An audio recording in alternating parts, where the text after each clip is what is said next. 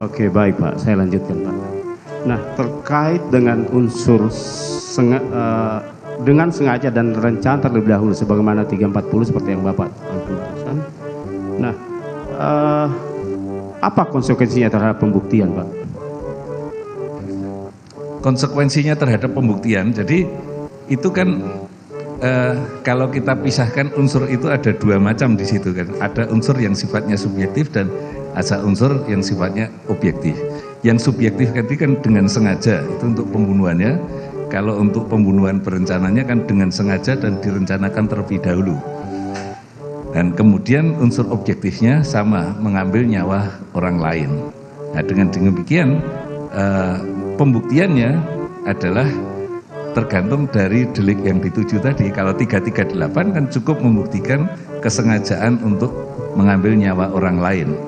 Kemudian kalau untuk pembunuhan berencana kan kesengajaannya itu harus dengan direncanakan terlebih dahulu untuk mengambil nyawa orang lain. Iya, nah terkait dengan rencana Pak, seperti apa sih sebetulnya rencana itu dirumuskan?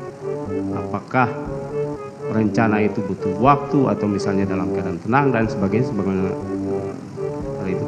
Ya, kalau pemahaman ahli, kalau kita dilihat dari riwayat pembentukan dari pasal 340 itu, kita bisa lihat di Memori van Toelechting atau di MVT-nya pada saat pasal itu dibahas, maka kita bisa menemukan bahwa tentang direncanakan terlebih dahulu itu ada satu jeda antara perencanaan dengan pelaksanaan dari tindakan yang direncanakan itu.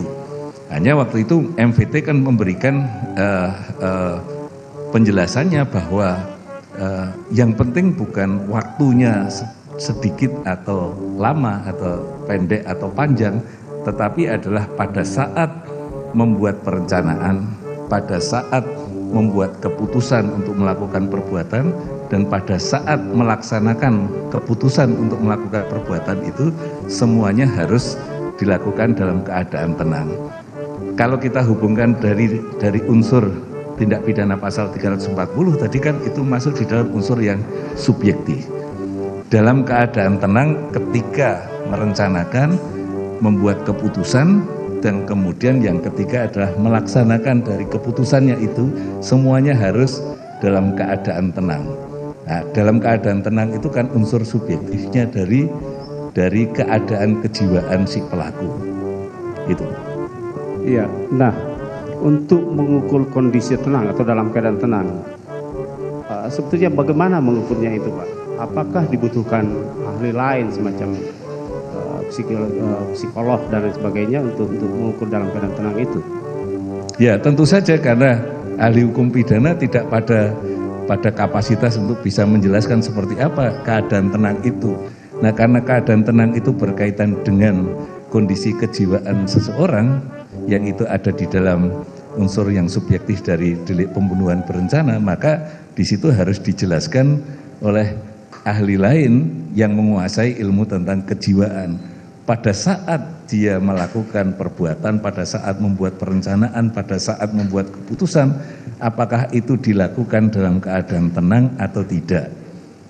Itu saja, jadi itu membutuhkan ahli yang lain untuk bisa menjelaskan. Atau dengan kata lain ahli mau katakan bahwa hasil pemeriksaan forensik bisa dijadikan rujukan. Ya, salah satunya hasil forensik apa dulu kan ada forensik yang menyangkut kejiwaan, misalnya ya, kejiwaan, psikologi Pak. Forensik itu bisa saja nanti dilihat hasilnya saja seperti apa kondisi kejiwaan pada saat itu. Oke, baik, saya lanjutkan ahli. Nah, kemudian terkait dengan dolus premeditatus atau kesengajaan yang direncanakan lebih dahulu. Kalau menurut Profesor Eddie Hyatt, dolus premeditatus membutuhkan pemikiran yang matang yang mensyaratkan adanya 3 hal.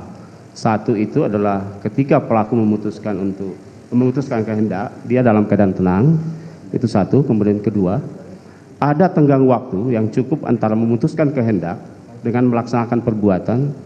Kemudian ketiga, pelaksanaannya dalam keadaan tenang. Bagaimana menurut ahli? Ya, Saya kira tidak ada masalah dengan pendapat itu, karena kalau tadi dengan apa yang disampaikan oleh ahli yang menyitir memori van Toelichting itu tadi tidak ada yang bertentangan dengan apa yang disampaikan, yang ditanyakan itu tadi.